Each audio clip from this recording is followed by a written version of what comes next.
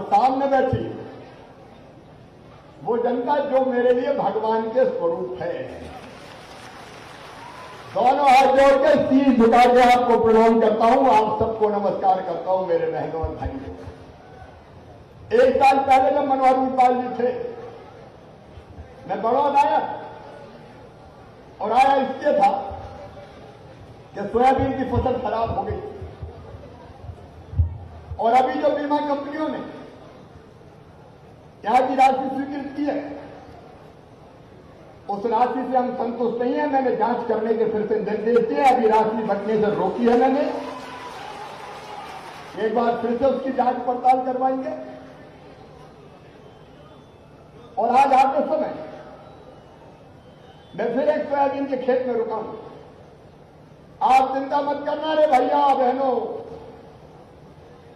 पूरी क्षति का आकलन करके सोयाबीन की राहत की राशि दिलवाऊंगा, चाहे कुछ भी हो जाए। मामला जरा कड़की में है इस समय, क्योंकि कोरोना का जमाना है, टैक्स मैक्स आ नहीं रहा, पैसा आ नहीं रहा है। लेकिन मैं रोऊंगा नहीं, कहीं से भी लाऊंगा, चाहे उधार लेके भी आऊं तो भी किसान भाइयों आपकी राहत की राशि बांटी जाएगी। और प्रशासन कलेक्टर यहां पे हैं, आप ठीक से सर्वे करवाइए। और सर्वे दोनों, एक राहत की राशि का और दूसरा फसल बीमा योजना का।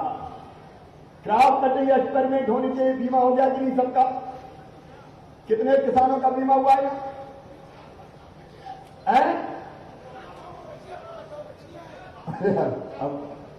50,000। इस बार मैं निर्देश दे रहा हूं बीमा कंपनी को, जरूर अब मैं मुख्यमंत्री हूं, क्रॉप कटिंग एक्सपेरिमेंट ढंग से होके इस फसल बीमा योजना का पैसा भी पूरा मिले, उसमें कोई कमी नहीं रहने दूंगा। और राहत की राशि और फसल बीमा योजना दोनों का पैसा मिला के मैं आपके नुकसान की भरपाई करवा दूंगा, आप निश्चिंत रहना। इसलिए शायद भगवान ने मुझे फिर, मैं तो सोच ही नहीं रहा था कि 7 साल में फिर आ जाऊंगा। अपन तो सोच रहे थे कि 5 साल लड़ाई लड़नी मैदान, लेकिन कोई बैजनाथ बाबा की ऐसी कृपा हुई कि फिर से मुख्यमंत्री बन गया। लेकिन भैया बड़ा संकट का समय है। अब रात को जाके कोरोना देखूंगा और यहां अपनी जनता कोरोना से डरती नहीं है। अब ऐसा झंझोड़ दिया मुझे पकड़ के, मामा मामा, बिना मास्क के गले लग जाए, कोई हाथ पकड़ ले, कोई नीचे खींच ले। आप बताओ कमलनाथ जी आते तो ऐसा खींच लेते क्या? अरे खींच लेते क्या? अब एक बार तो मामा को कोरोना हो गया, पहले मैं सोच रहा था दोबारा हो गई, लेकिन आजकल तो दोबारा भी होने लगा। और इसलिए हाथ जोड़ के कह रहा हूं, कोरोना से सावधानी रखना, ये मास्क जरूर चेहरा पे लगाए रखना मेरे बहनों और भाइयों। बड़ी खराब बीमारी है, पूरी दुनिया में फैल गई, पूरे देश में फैल गई। तो एक तरफ कोरोना से भी लड़ाई लड़ी और दूसरी तरफ जनता की व्यवस्था भी बना के रखनी है। और इसलिए जब से मुख्यमंत्री बना हूं, 1 मिनट मैंने चैन की सांस नहीं ली, 1 मिनट मैंने आराम नहीं किया। एक तरफ पुरानी जितनी योजनाएं बंद हो गई थी, मेरे गरीब बहनों और भाइयों, जगह जगह हम जाते थे आवेदन लेके, गरीब खड़े हो जाते थे, राशन नहीं मिलता 1 रुपया किलो का। हम लोगों ने पिछली बार की योजना बनाई कि गरीबों को राशन देना है, बाद में कांग्रेस की सरकार आ गई, हमारी योजना ठंडे बस्ते में डाल दी। लेकिन हमने जितने भी गरीब थे उनको फिर से पात्रता पर्ची देके 16 तारीख से राशन बंटवाना शुरू कर दिया है। नए नाम जोड़े हैं। कितने नाम जोड़े हैं अपने? 14,000 जोड़े। भैया देखो रे नेताओं सभा, जिला अध्यक्ष की पार्टी के विधायक की साथीगण, बीन के ढूंढ लो, कोई गरीब शेष नहीं रहना चाहिए जिनकी अभी भी पात्रता पर्ची नहीं बनी है। फिर से पात्रता पर्ची बनवाओ, हर गरीब को भोजन के लिए राशन दिया जाएगा, कोई गरीब की थाली खाली नहीं रहेगी। गरीब की थाली कभी रहे ना खाली। नरेंद्र मोदी जी प्रधानमंत्री है, अभी नवंबर तक 5 किलो बिना पैसे के 5 किलो वो मिलेगा, 1 रुपया किलो ये मिलेगा। एक व्यक्ति को 10 किलो, मतलब 5 का परिवार है तो 50 किलो, 10 का परिवार है तो 1 क्विंटल, चिंता मत करना रे भैया, भूखे नहीं रहना, राम की चिड़ैया, राम कोई खेत खावरी चिड़ैया भर भर पे, अब फिर से मामा का राम है, तो गरीब कोई परेशान ना रहे, इसकी चिंता करनी है। मुझे पता चला लैपटॉप वाली बेटी आई, कितनी योजना मेरी बंद कर दी गई। मेरे बहनों और भाइयों, 7 साल में हर योजना हमारी बंद कर दी गई। फसल बीमा योजना का पिछले साल का प्रीमियम जमा नहीं किया था, कांग्रेस और कमलनाथ जी की सरकार खा गई। मैंने पिछली बार का प्रीमियम जमा किया, फिर इस बार का प्रीमियम जमा किया। 0% ब्याज पे जो कर्जा देता था उसका 800 करोड़ रुपया पिछली सरकार ने दिया ही नहीं था। मैंने वो 800 करोड़ रुपया किसानों के हिस्से का जमा कर दिया ताकि आपको आगे भी 0% ब्याज पर मैं कर्जा दे सकूं किसान भाइयों। और एक गजब और हुआ, कर्जा माफी के नाम पे कहा तो सबका 2 लाख तक का माफ, लेकिन सबका किया नहीं। अंधा बांटे रेवड़ी चीन चीन के दे, इसका नहीं, उसका नहीं, इसका नहीं, समय नहीं है मेरे पास। लेकिन जिनके कर्जे के प्रमाण पत्र भी बांटे गए, कमलनाथ जी कहीं भी आकर मुझसे बहस कर लो, बेईमानी करते हो।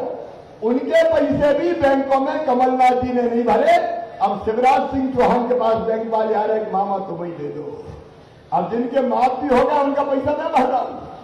आप सबसे मैं पूछना चाहता हूं बड़ौद में किसान भाइयों, बताओ ये धोखा है कि नहीं किसानों के साथ? अरे जोर से बताओ, धोखा है कि नहीं? लेकिन वो पैसा मैं भरूंगा, किसानों को दिक्कत नहीं आने दूंगा, क्योंकि भारतीय जनता पार्टी की सरकार है। और एक नहीं, अनेक योजनाएं जो किसान की बंद हो गई थी। अभी भावांतर का पैसा जो मेरे टाइम के था सोयाबीन का, वो भावांतर का पैसा कमलनाथ ने जमा नहीं किया। आप चिंता मत करना, वो भावांतर की राशि भी दिलवाऊंगा सोयाबीन के, क्योंकि भावांतर का पैसा किसानों को नहीं मिला। अब मुझे भावांतर के पैसे का भी इंतजाम करना है, वो राशि भी किसान के खाते में डालूंगा। संबल योजना हमारी बंद कर दी। मैं तो पिछली सरकार से पूछना चाहता हूं, बताइए कमलनाथ जी क्या बिगाड़ा था? मेरे वो बेटा बेटी जो सामान्य परिवार से आते, पिछड़े वर्ग से आते, SC ST से आते, लेकिन गरीब है। हमने तय किया था कि अगर एडमिशन होगा इनका medical college, engineering college, IIT IIM, तो उनकी फीस चाहे लाखों रुपया हो, वो फीस उनके माता पिता नहीं भरवाएंगे, उनका मामा शिवराज सिंह चौहान भरवाएगा, भारतीय जनता पार्टी की सरकार भरवाएगी। अब भांजे भाइयों की फीस भरवाना बंद कर दी। ये भांजे भाइयों की फीस क्या गए, लेकिन चिंता मत करो मेरे बेटा बेटियों, अब फिर से मामा मुख्यमंत्री इस साल से फिर से फीस भरवाना शुरू कर दी जाएगी। हमारे बच्चों के लैपटॉप में देता था, वो लैपटॉप की सरकार ने बंद कर दी। अब लैपटॉप की योजना हम फिर चालू करेंगे। स्मार्टफोन कॉलेज में एडमिशन का हम दिलवा देते, वो स्मार्टफोन बंद करवा दिए, वो स्मार्टफोन फिर से चालू करवाऊंगा। और मेरी बहनों, बेटा बेटी को जन्म देने के पहले 4,000 और जन्म देने के बाद 12,000, 16,000 रुपया लड़ुआ के देता था। कमलनाथ जी तुम तो बहनों के लड़ुआ के पैसा भी खा गए थे, उनके 16,000। बेटियों की शादी में हम देते थे 25,000, 3,000 व्यवस्था के लिए देते थे। कमलनाथ जी ने घोषणा करता दी जब मैं 51,000 दूंगा। हम क्या अच्छी बात, 51,000।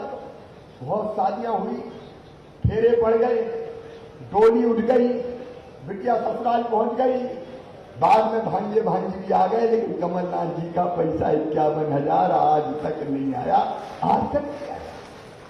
ये बेटियों के कन्यादान के पैसे खा गए।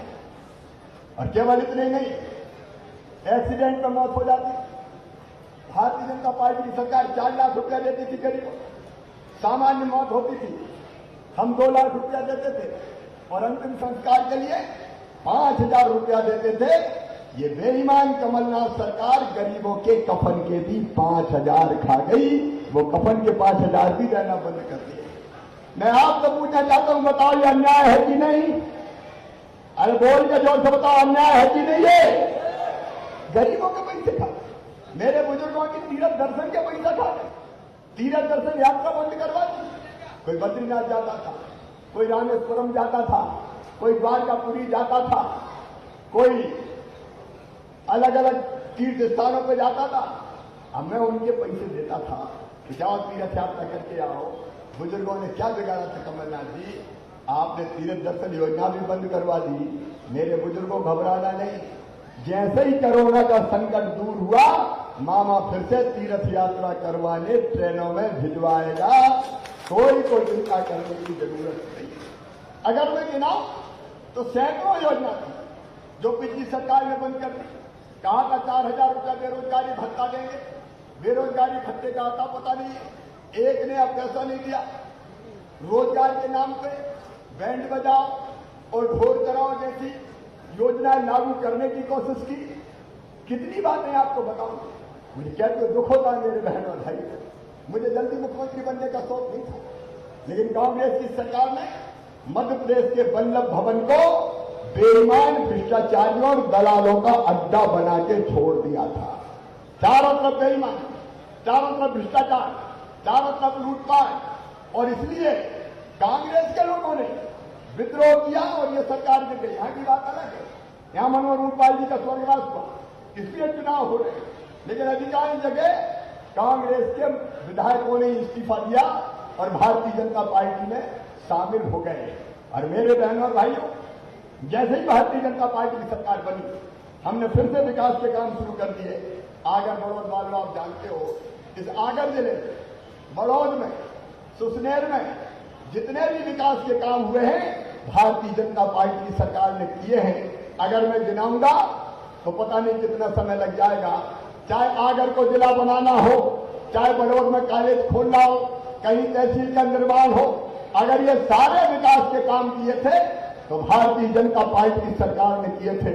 और आगर बड़ौद सुसनेर वालों, मैं आपको बहुत लाड करता हूं, मैं बहुत प्यार करता हूं, क्योंकि आगर से भी मुझे बहुत प्यार मिलता है। मैं जब भी आगर आया, जनता ने बड़ौद में, आगर में, आज भी आप याद है कितनी देर लगी, बड़ौद के दोनों तरफ सड़कों पे अपार जन समुदाय उमड़ा हुआ था। और वहां से लेके इंदौर बांध से लेके जितने भी गांव पड़े, जगह जगह लोग खड़े थे। मैं सब जगह पर्याप्त रुक भी नहीं पाया, मैं माफी चाहता हूं, लेकिन आपको वचन देता हूं, मैं सत्ता के स्वर्ण सिंहासन पर विराजित होने के लिए मुख्यमंत्री नहीं हूं। मैं आपकी सेवा करके मध्य प्रदेश की जनता का भाग्य और भविष्य बनाने के लिए मुख्यमंत्री हूं। मेरी टीम में बैठी है, मेरे मंत्री साथी बैठे, कोई कसर हम फिर से बड़ौद और आगर के चुनाव में, बड़ौद और आगर के विकास में नहीं छोड़ेंगे। अलग अलग संगठनों ने मुझे आज ज्ञापन सौंपे, एक एक ज्ञापन मैं इस समय में बोल नहीं सकता, लेकिन जिनकी लंबित मांगे हैं, जायज मांगे हैं, मुझे बैंड वाले मिले, बैंड वाले बोले हम क्या करें मामा जी, हमारी भी तो सोचो। तो हमने तय किया बैंड वालों को भी 1 रुपया किलो राशन देना शुरू कर दिया जाएगा और उनको बैंड के लिए 10,000 रुपया स्ट्रीट वेंडर योजना में मिले, उसका भी इंतजाम किया जाएगा। मेरे वो गरीब भाई और बहन जो आगर में, बड़ौद में, सुसनेर में छोटा मोटा काम धंधा करते हैं, कोई फल का ठेला लगाता है, कोई सब्जी का ठेला लगाता है, कोई मोची का काम करता है, कोई बाल काटता है, कोई दाढ़ी बनाता है, कोई कपड़े धोता है, चाय की गुमटी वालों, पान के गुमटी ठेले वालों, कबाड़ बीनने वालों, जितने भी मेरे कचौड़ी बनाने वालों, समोसे बनाने वालों, छोटा मोटा काम करने वाले बहनों और भाइयों, तुम भी सुन लो।